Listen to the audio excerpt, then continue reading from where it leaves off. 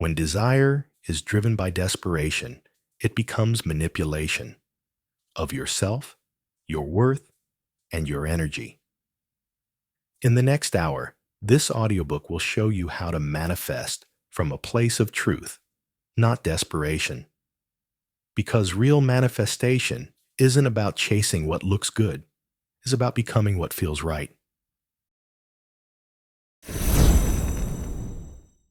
Ask in truth, receive in power. Introduction. You've likely tried it all. Affirmations, vision boards, scripts, rituals, and still something hasn't clicked. Not because you didn't believe, but because no one told you this. What you ask for only manifests when it aligns with what you stand for. This audiobook is not about more methods. It's about deeper alignment. Because you don't manifest through performance, you manifest through truth. The universe, God, the divine, whatever name you give it, doesn't respond to what you say. It responds to who you are when you say it. When your desire rises from truth, it carries power. When your asking is clean, clear, and aligned, you don't have to chase. You attract by becoming. This audiobook is an invitation to stop speaking what sounds right and start asking from your soul. Because when you ask in truth, you receive in power. Let's begin. Chapter 1. When manifestation becomes manipulation. You didn't mean to drift off course.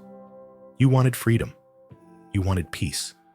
You wanted to co-create a life that felt aligned and alive. But somewhere along the way, manifestation became another form of performance. Another silent pressure to get it right. Another way to fix yourself. And instead of feeling powerful, you felt exhausted. Instead of feeling aligned, you felt like a fraud. Instead of feeling divine, you felt like a failure. This chapter is not here to shame you. It's here to tell the truth. Because when desire is driven by desperation, it becomes manipulation of yourself, of your worth, of your energy. You might not have realized it at first. You repeated the affirmations. You built the vision boards. You tried to think only high-vibe thoughts. You checked every box that the manifestation world told you to. But all of it was built on top of anxiety, on top of fear that if you didn't do it perfectly, you'd miss your chance. Or worse, that you never really deserved it to begin with. And so you kept chasing.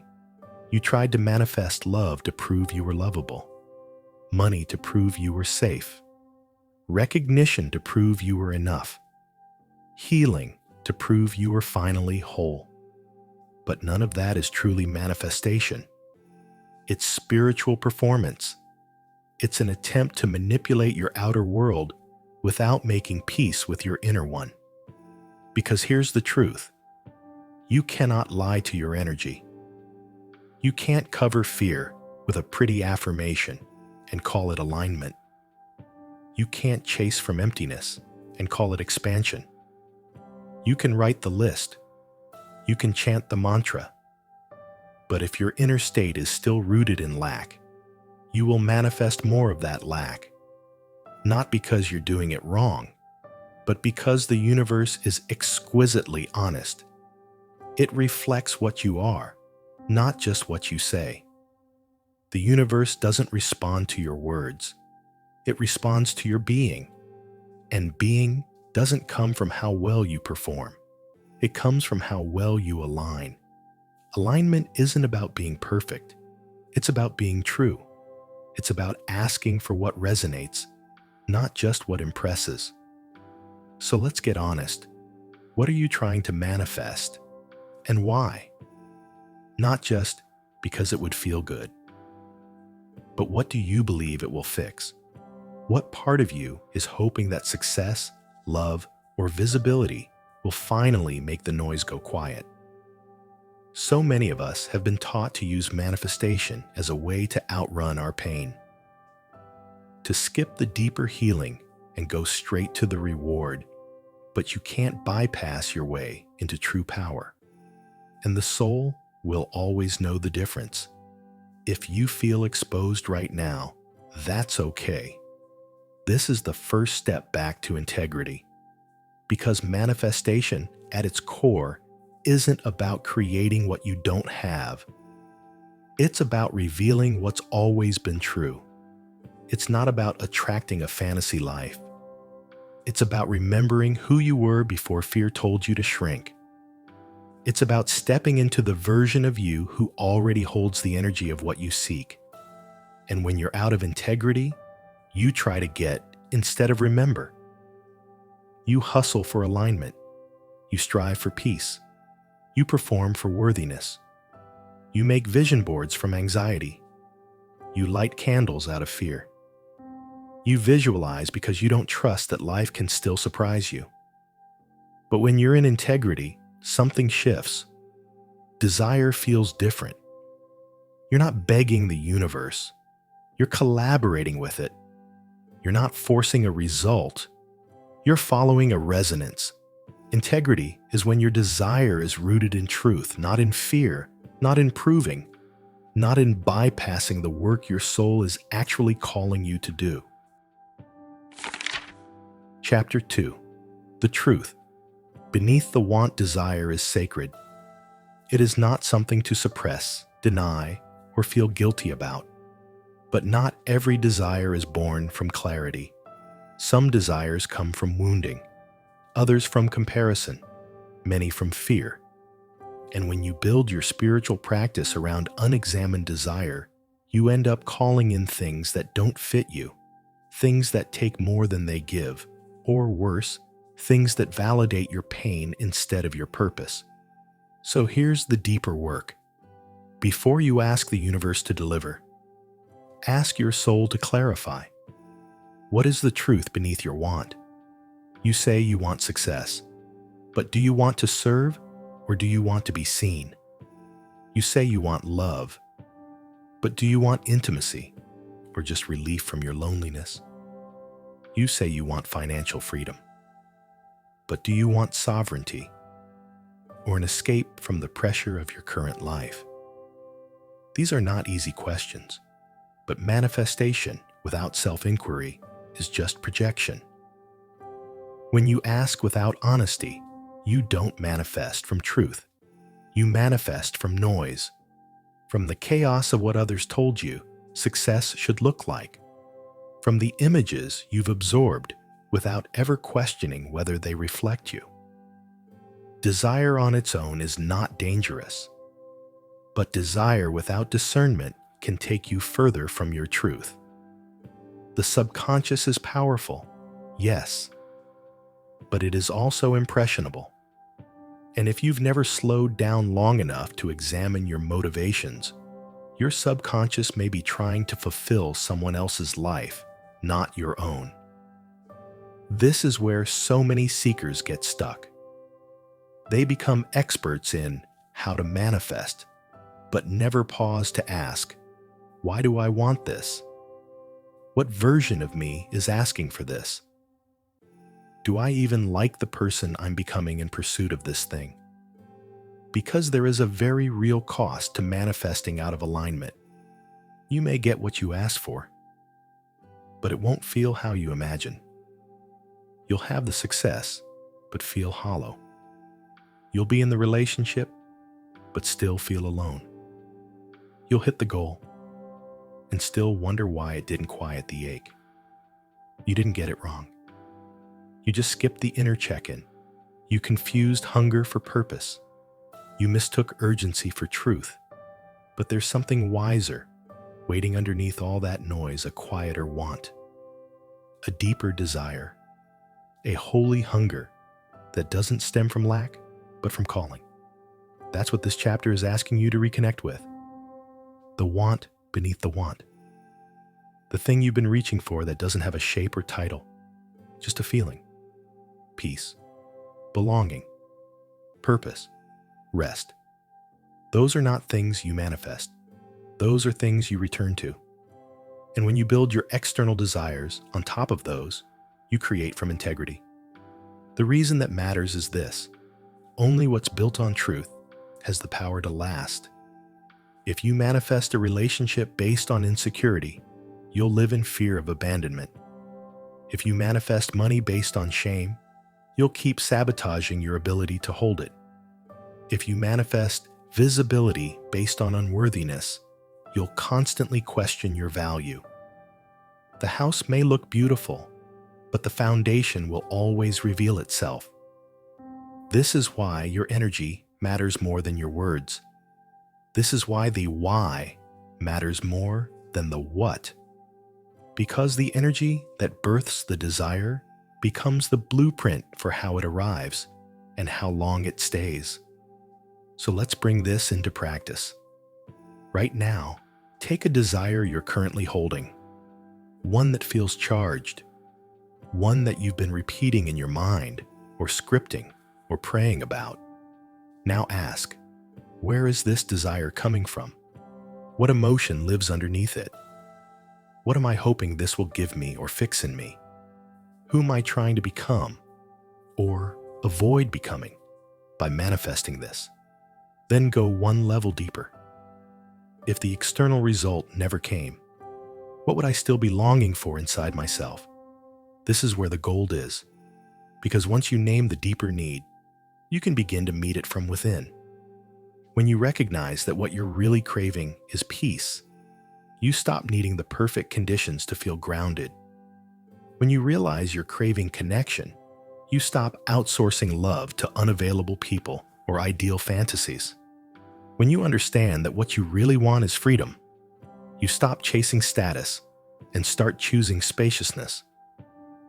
This is manifestation in truth. It doesn't reject desire, it refines it. You don't stop dreaming big, you simply start dreaming honestly. And from that honesty, your vibration shifts, not in a forced, high vibe kind of way, but in a peaceful, grounded, magnetic way that draws in what's actually meant for you. You become the person who no longer chases, because your frequency is clear, your intention is clean, and your desire is rooted in something sacred. This is the work most people skip, but you didn't come here for surface results. You came for transformation. So ask again. Ask with new eyes. Ask from alignment, not urgency. Ask from truth, not trend. Ask as someone who is becoming, not someone who is still proving. Because when you ask in truth, you don't need to convince the universe. You simply meet it where it already lives in clarity, in power, in you. Chapter 3. Energy doesn't lie. You can say all the right things. You can script your desires perfectly, light candles at the right moon phase, recite affirmations every morning before your feet touch the ground. But if the energy behind it is misaligned, nothing moves. Not because you're cursed, but because energy never lies. Words are surface. Energy is substance. And the universe is always listening not to what you say, but to the vibration beneath your voice. It's not about being high vibe all the time. That's not realistic. You're human. You feel grief, fear, sadness, and longing. None of those emotions make you unworthy of receiving. What matters is whether you're being honest about where you are. Pretending to be aligned doesn't make you aligned. Faking peace doesn't make you magnetic. Suppressing your truth doesn't make you powerful. It just builds more static into your signal. This is why people say they're doing everything right and still feel stuck. Because manifestation is not performance, it's alignment. And alignment is a mirror. It reflects what you are, not what you wish to be. If you want to know what you're really vibrating at, Look at what you're consistently attracting, not the random miracles, not the one-off highs, but the pattern. Do you often attract people who abandon you? It's not because you're broken, but maybe a part of you still believes you're not safe to be fully seen. Do you constantly experience financial lack? It's not because you're not spiritual enough, but perhaps there's a hidden belief that abundance comes with guilt or loss. Your energy speaks louder than your mouth ever could, and your external life will always match the energetic agreements you've made within yourself. That's not a punishment. It's a compass. It's feedback. And feedback is a gift if you're willing to listen. When your energy is clear, aligned, and honest, manifestation becomes natural. It doesn't feel like striving. It feels like remembering. You become the kind of person who draws things in simply by existing in truth. But when your energy is murky, when you say yes with your words, but no with your being, you start to attract contradiction. You ask for love, but push it away. You call in success, but avoid visibility. You visualize abundance, but feel unworthy of ease. This is the spiritual double bind so many people live in. They're broadcasting conflicting signals and wondering why nothing lands.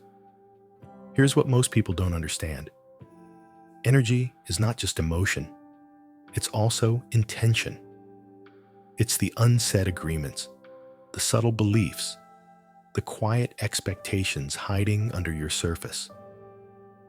And unless you bring them into the light, they will run the show. So ask yourself, what hidden assumptions am I carrying about this desire? Do I believe I have to struggle to earn it?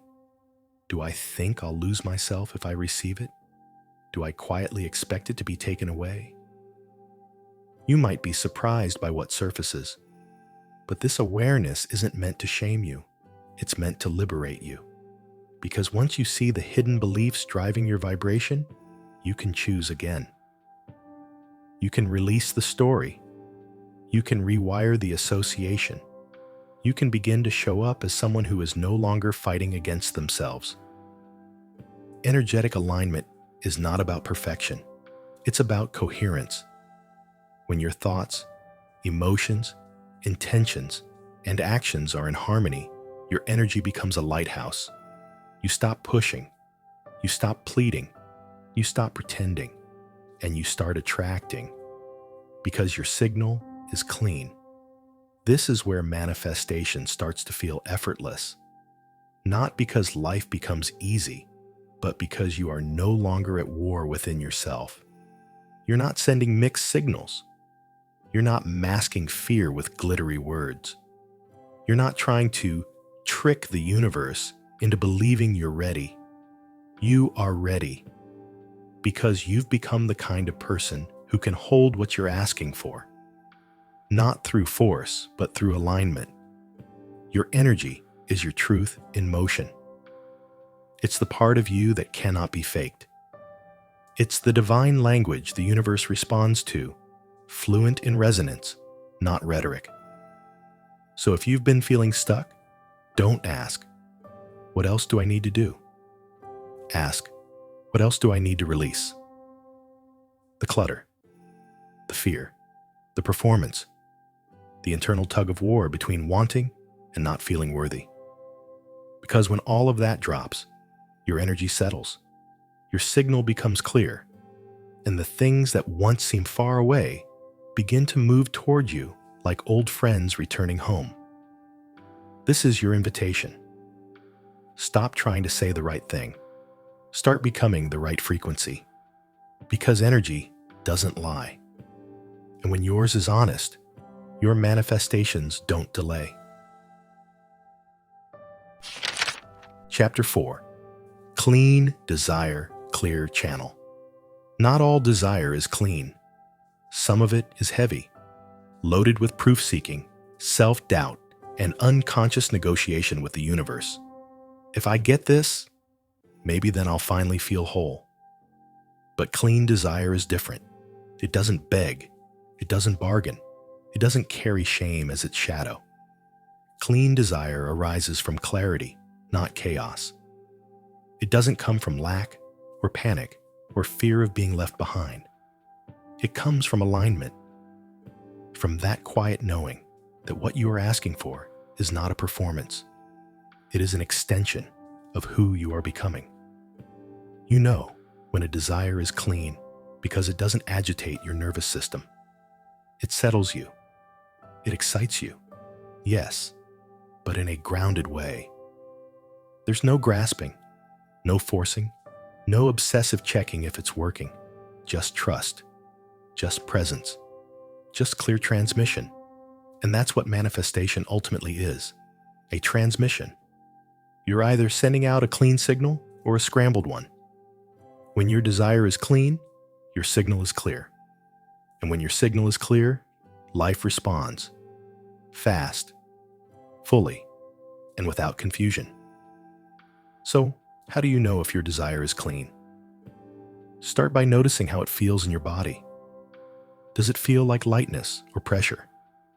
Excitement or anxiety? Peace or panic? If the desire feels like an emergency, it's probably layered with emotional baggage. It's not wrong, but it's not clean. Clean desire feels like calm anticipation, like a whisper from the future, not a scream from the past. Here's the truth most people miss. A lot of people try to manifest what they think they should want, not what their soul actually craves. They borrow dreams. They manifest based on timelines they didn't choose. They chase what's shiny instead of what's sacred. And when the desire isn't yours, your energy knows. Your body resists. Your soul hesitates. The clarity fades. That's because your channel can only stay clear when you're in truth. Not when you're trying to impress. Not when you're trying to prove you've healed. Not when you're trying to play the perfect spiritual role. So take inventory.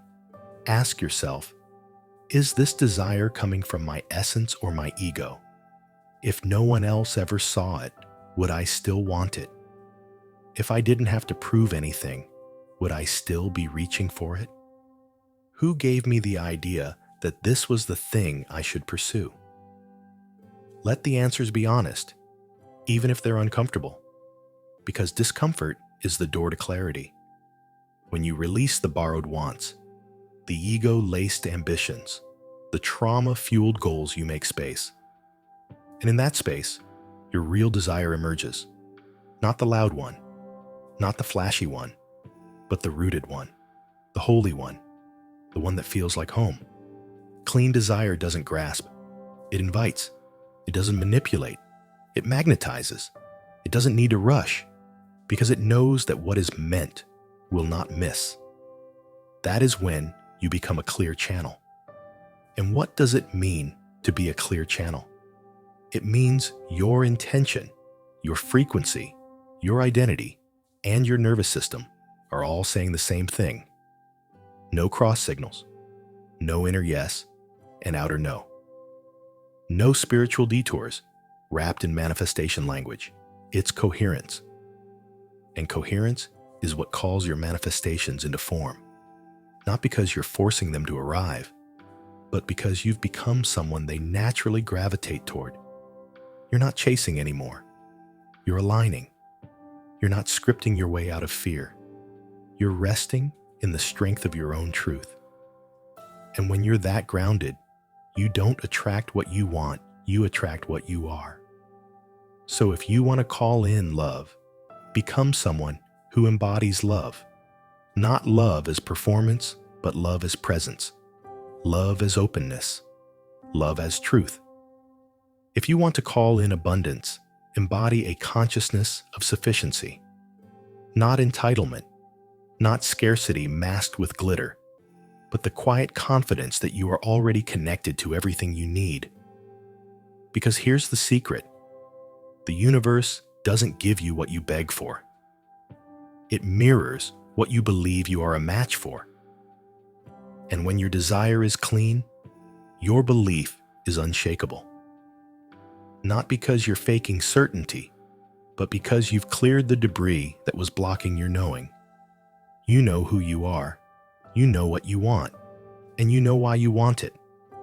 That kind of clarity, it's rare, it's sacred, and it's magnetic. So here's the invitation. Don't just clean your house, clean your desire, release the desperation, release the noise, release the inherited dreams and the frantic timelines. Ask for what's true, declare what's holy, and let that clarity open doors you don't have to force. Because when the channel is clear, you don't manifest through effort, you manifest through presence. Chapter 5. The Law. Beneath the Law. Everyone talks about the law of attraction. Think it, feel it, believe it, receive it. It's the headline, the hook, the promise. But few ever ask, what holds it all together? What governs the law? Because even a law needs a foundation. Even attraction has an anchor. This is the chapter where we go deeper.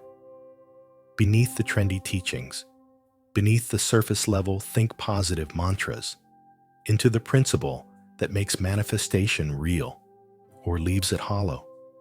That principle is integrity, not moral superiority, not being a good person to earn blessings, but energetic wholeness, a life that doesn't leak power through contradiction.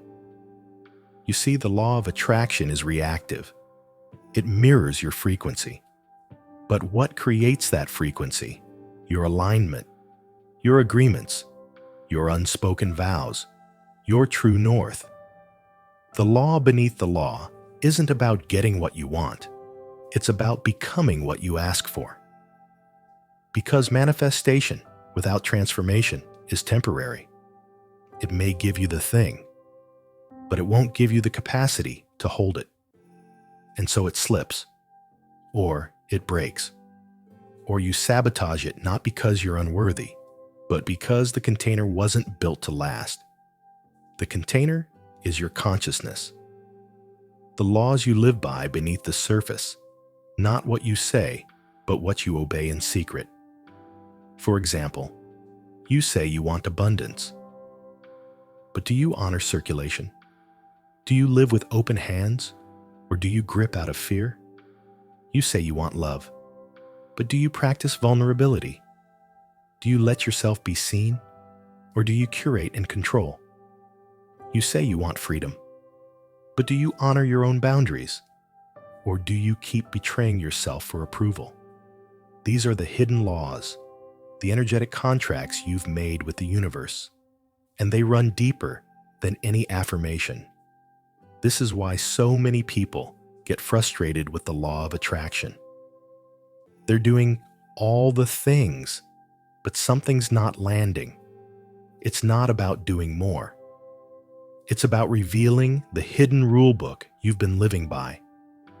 Because if your internal law says, I have to suffer to succeed, I'm not lovable unless I'm needed, I must stay small to stay safe, then no matter what you script or visualize, you'll always return to the frequency of that law. And energy obeys law. Always. So what do? You rewrite the law. You make a new covenant with yourself, not through force, but through truth. You decide, I no longer build on fear. I no longer manifest from survival. I no longer create to be validated. I now ask in truth, and I receive in power. That's not just a statement. It's a shift. Because when your internal laws change, so does your field. So does your frequency.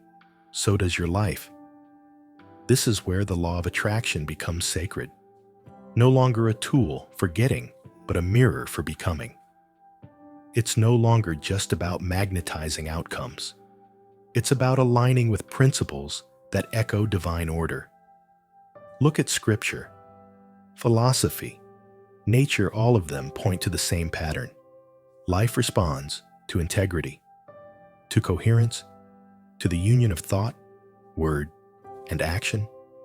You can't just say you want something. You must become the kind of vessel that honors it. The law beneath the law asks, can you carry what you've been crying out for? Because when you can, it arrives. Not because you forced it, not because you manifested perfectly, but because you became the living match. You didn't hustle for it. You held space for it. This is where faith and frequency meet, where belief is not just wishful thinking, but a blueprint etched into your being. This is what Jesus meant when he said, according to your faith, let it be done to you. Not according to your words, not according to your rituals, but according to the energetic truth you walk in. That's the deeper law, the law of becoming. So ask yourself now, what laws am I unconsciously obeying? What agreements have I made with fear? What inner rules have shaped my reality more than my prayers? And then rewrite them. Make new laws, sacred ones, ones that honor who you truly are and who you are becoming. You are not just a creator, you are a covenant keeper. And your manifestations are a reflection of what you've declared sacred inside your own being. So don't just chase what you want. Anchor it, honor it, become it.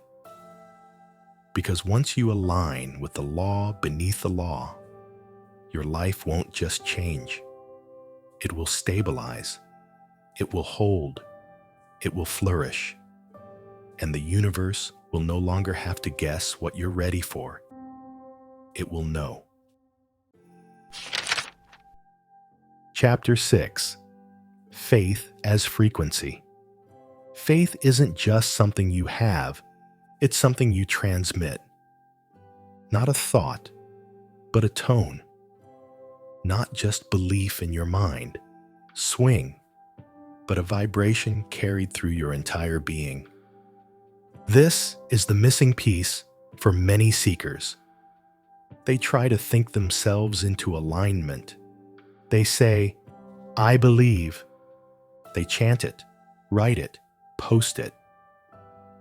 But beneath the surface, their nervous system is still clinging to doubt. Because faith, genuine faith, is not a performance. It's not blind. It's not forced. It's not recited through clenched teeth and tearful eyes as you try to convince the universe you're ready. Faith, when it's true, is a resting state, a deep, cellular knowing, a quiet frequency that hums, I don't know how, but I trust. I don't see it yet, but I'm held. I'm not there, but I'm already becoming.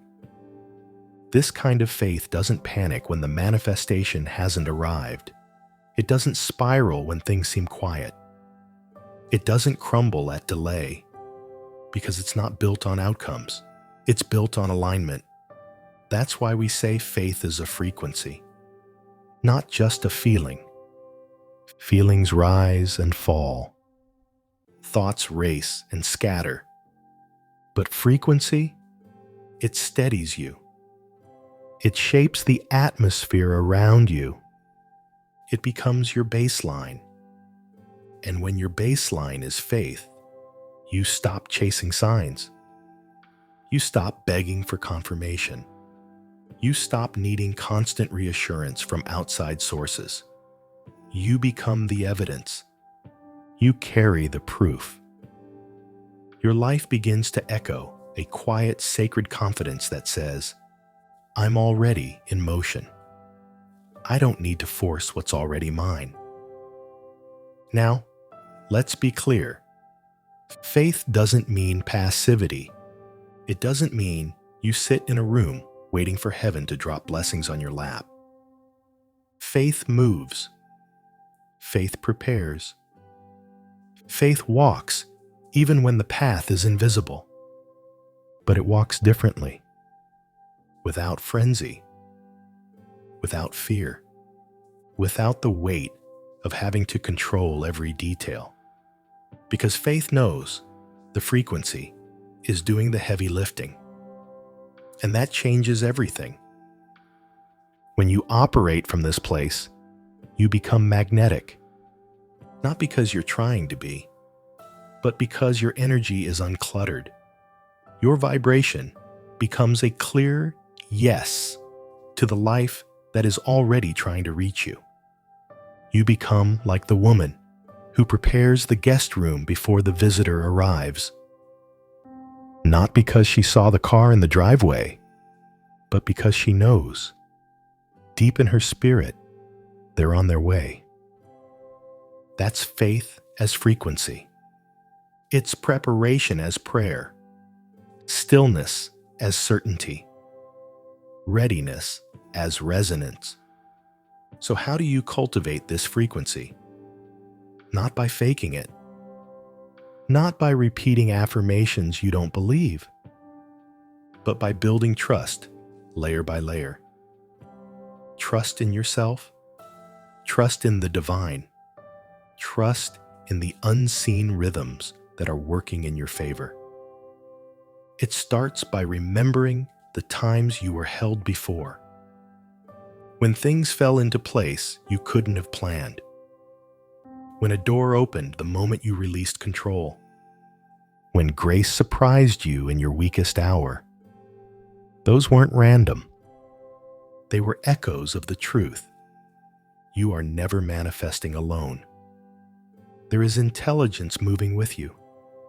Call it God, call it source, call it life, but it has never stopped listening, only waiting for your signal to match its answer. Because here's the thing, the universe doesn't respond to desperation. It responds to frequency. And faith is the frequency that says, I am available to receive without demanding proof. It is the posture of surrender, not giving up, but giving in. Leaning into the knowing that something wiser holds the blueprint. So if your faith has been feeling brittle, if you've been treating manifestation like a test you keep failing, pause. Return to your breath. Return to your center. Return to the frequency that says, it's safe to believe again. Not because it guarantees a result, but because it guarantees alignment. And when you are aligned, you can't help but draw in what belongs. Not through force, but through resonance. That's the quiet power of faith. It doesn't shout, it doesn't hustle, it doesn't grasp, it becomes. It prepares. It knows. This is your invitation to move out of wishful thinking and into energetic certainty, to shift from visualizing outcomes to embodying readiness, to replace frantic affirmations with still grounded truth. Because when your faith becomes frequency, you don't chase what you want. You become what it recognizes. Chapter 7. Receive without resistance. You've asked. You've aligned. You've even begun to believe. But now comes the part most people never prepare for. The part where it actually arrives.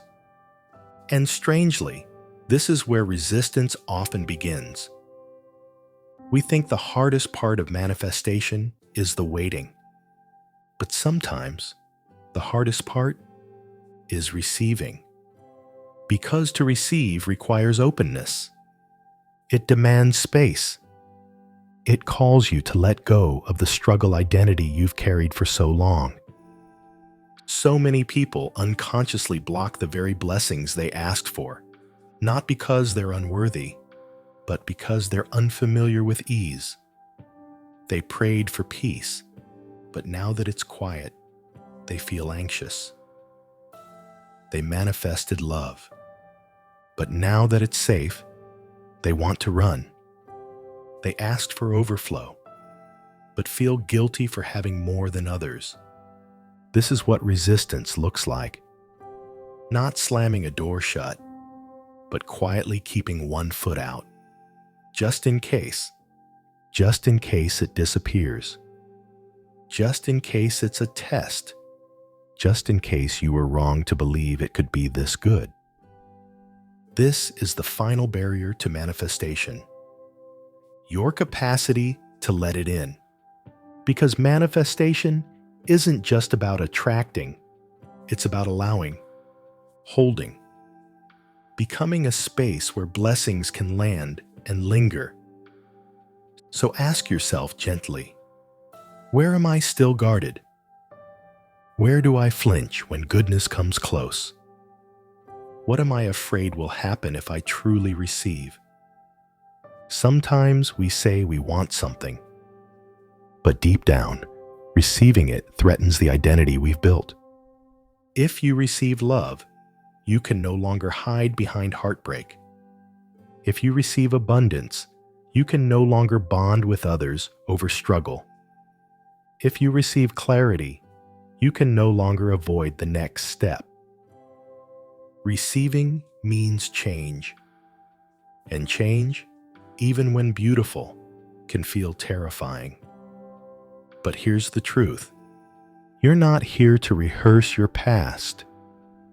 You're here to embody your answered prayer. To do that, you must soften the parts of you that learn to equate pain with safety.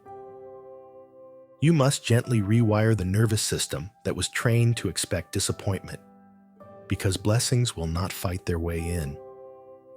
They wait for invitation. They respond to readiness. This is where many people unknowingly slip back into resistance. They return to striving, to proving, to earning. They say, if I just meditate harder, script more, visualize better. But receiving is the opposite of effort. It's surrender. It's presence. It's the courage to let things be easy. Not because you haven't done the work, but because you finally trust that the work is done. The seed was planted. The soil was tended. Now comes the harvest. And harvest requires receptivity. Think of the farmer. He does not dig up the roots every morning to see if the fruit is growing. He doesn't yell at the soil, "Where is it?" He prepares the basket. He clears the path. He trusts the rhythm. This is your invitation now. Prepare the basket. Clear the internal clutter. Stop rehearsing loss. Stop waiting for the rug to be pulled. Let it be good. Let it feel safe. Let it arrive. This doesn't mean bypassing discernment. It means no longer defaulting to doubt. It means becoming the version of you who doesn't push love away, who doesn't shrink when praised, who doesn't downplay her desire in the name of false humility. Receiving is a sacred posture. It's the hands open, heart unguarded, spirit yielded. It's not weak. It's brave. It takes courage to be available to goodness. It takes spiritual maturity to accept what you once prayed for, without self-sabotage, without delay, without guilt. So if you've done the work to align, if you've cleared your channel, if you've held faith through silence and setbacks, this is your final step. Let it in. Not halfway. Not with disclaimers. Not with one eye on the exit. All the way. Because when you receive, without resistance, you send the universe a message louder than any affirmation. I trust you.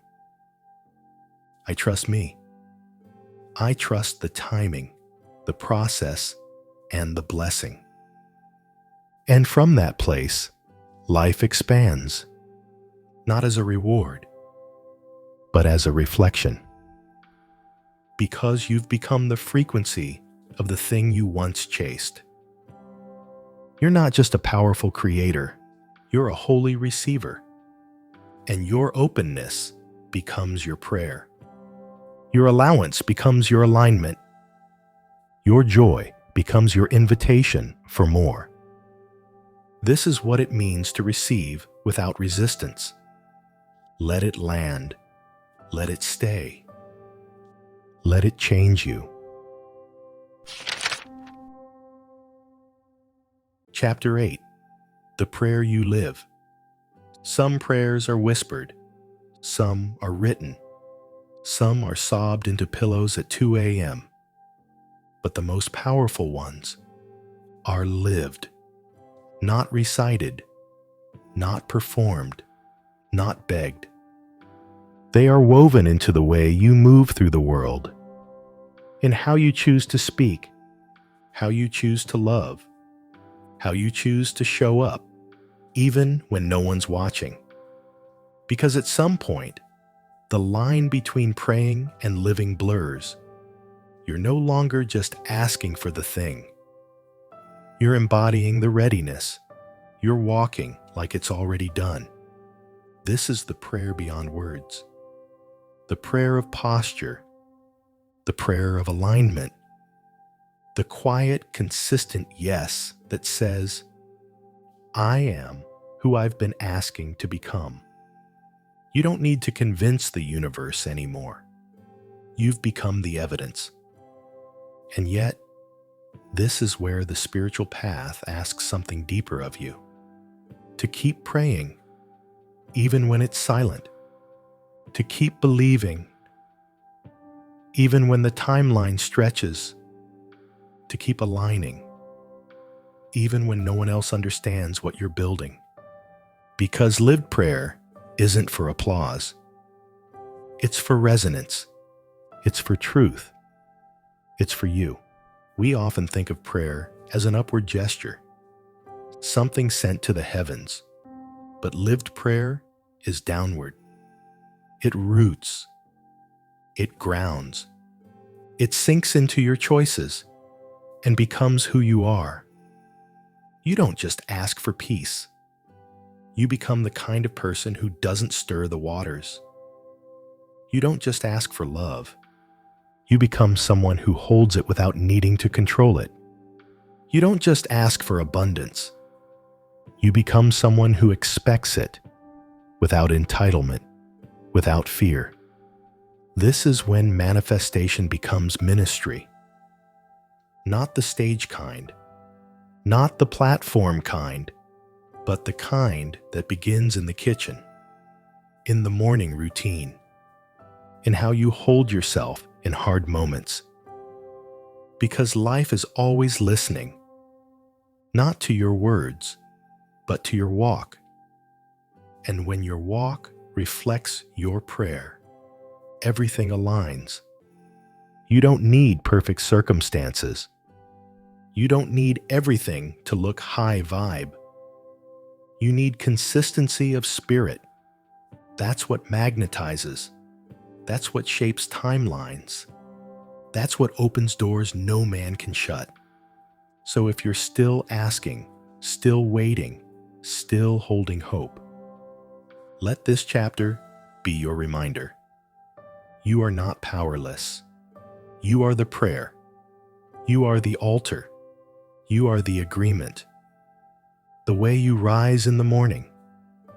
The way you hold your energy in traffic. The way you speak about others when they're not around. These are all invitations.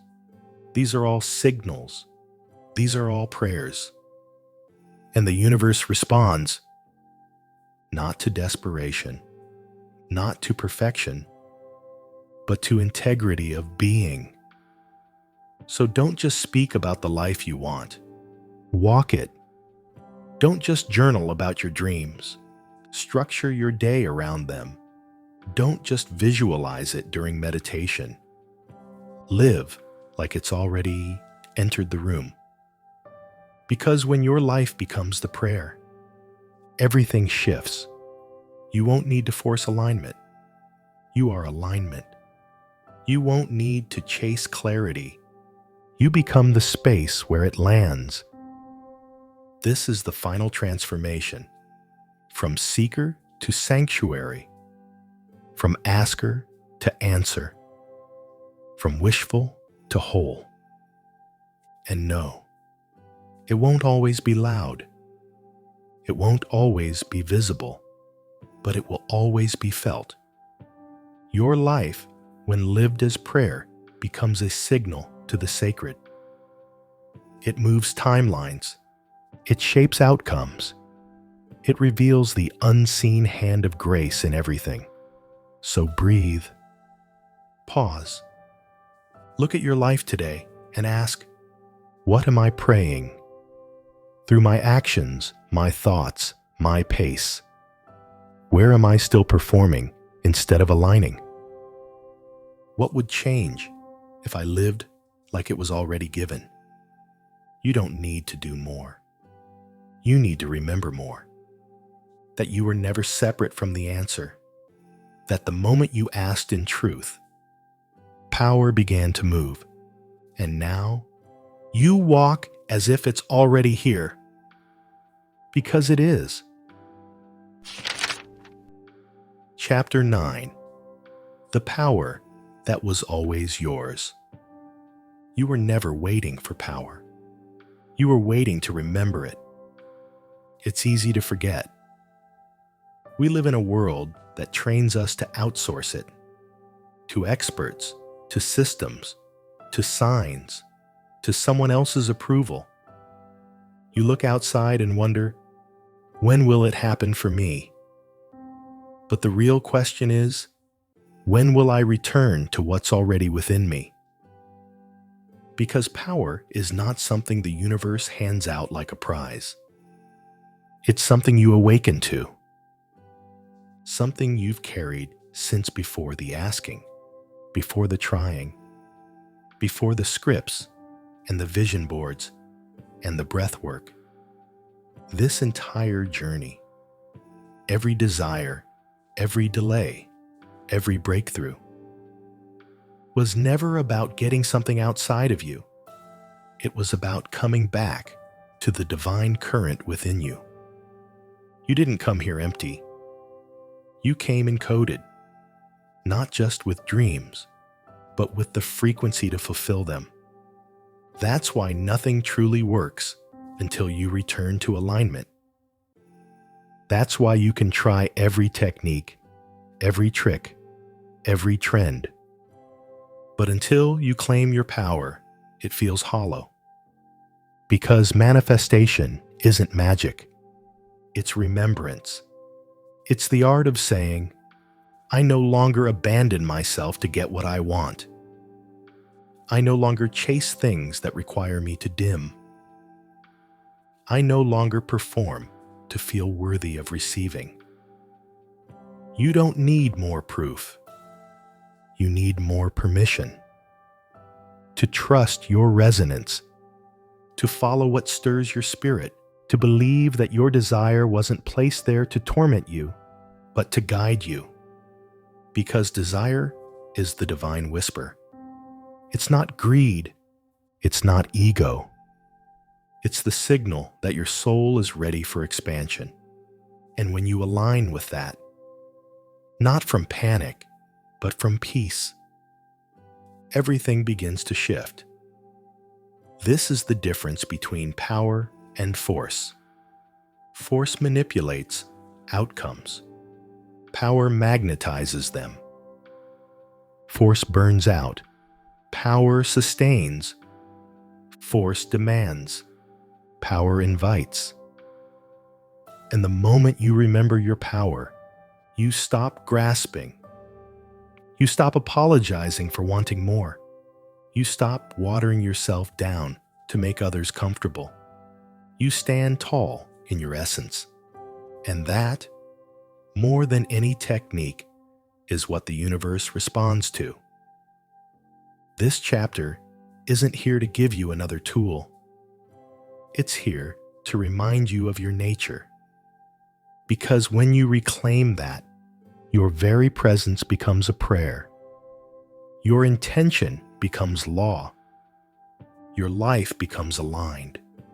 The most powerful people are not the loudest. They're the most coherent.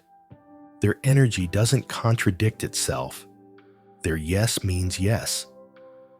Their no is honored without guilt. They don't beg the universe. They partner with it. So ask yourself, where have I forgotten my power?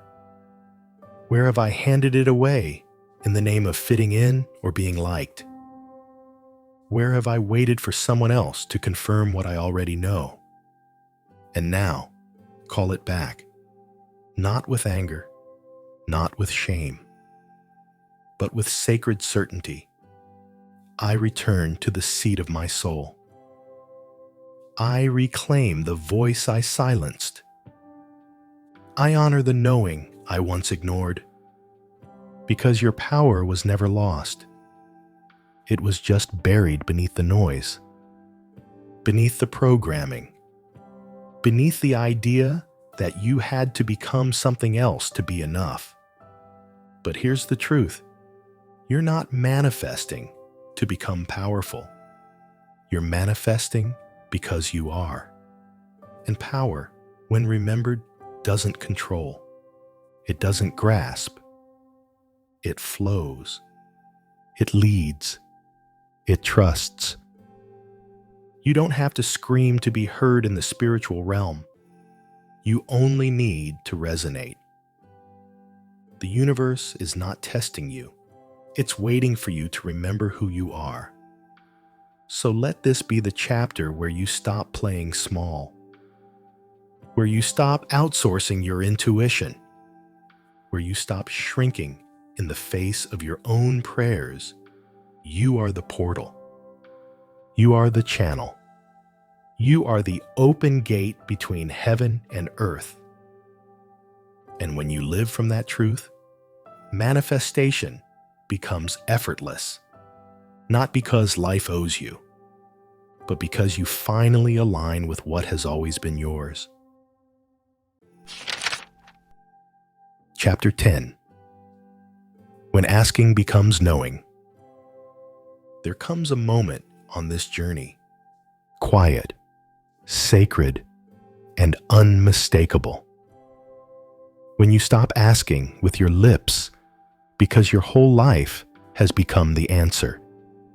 You no longer plead. You no longer rehearse. You no longer look to the sky and wonder if it heard you, because you know.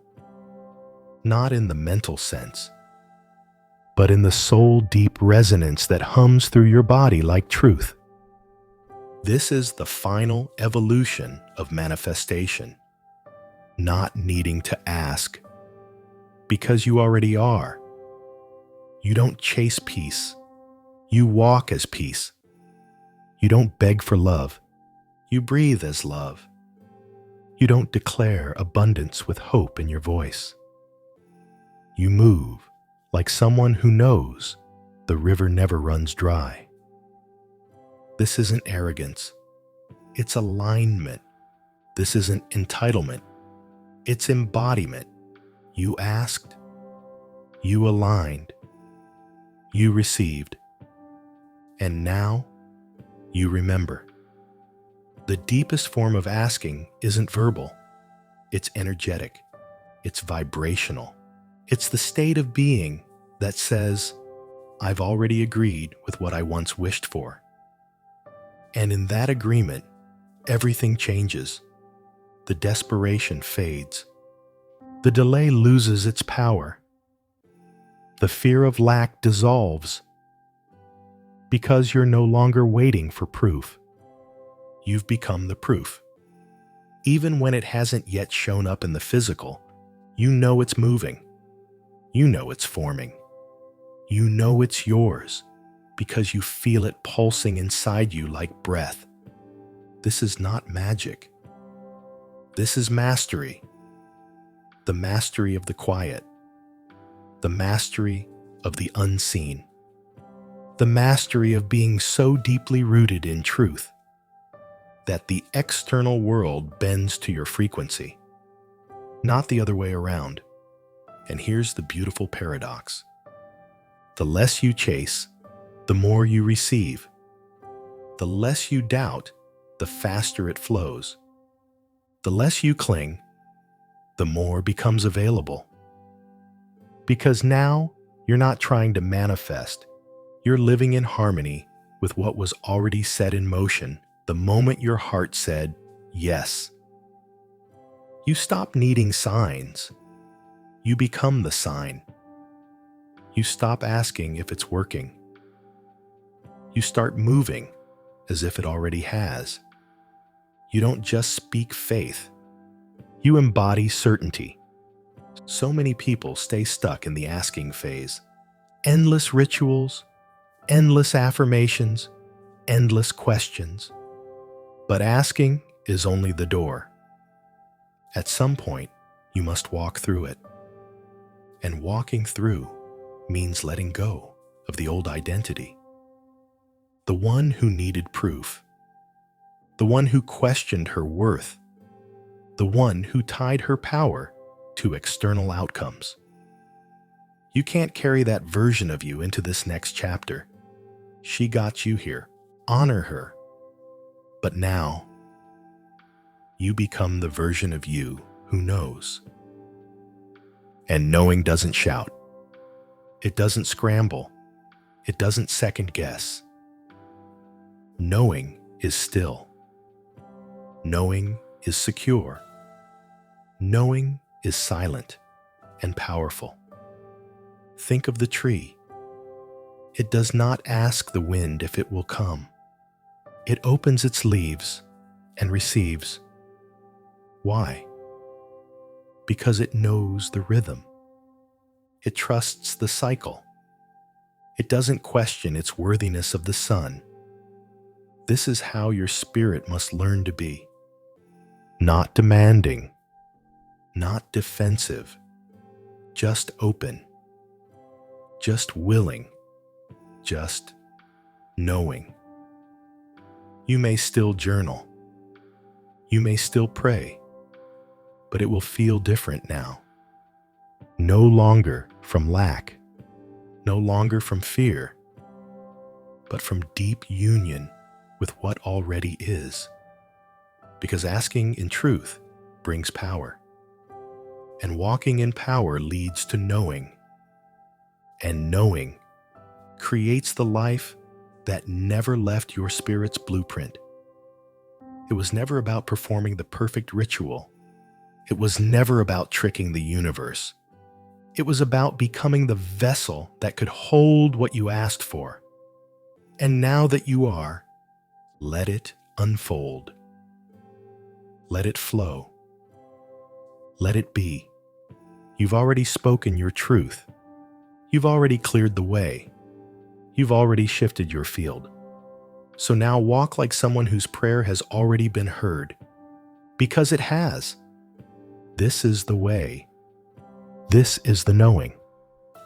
This is the power that was always yours. You asked in truth.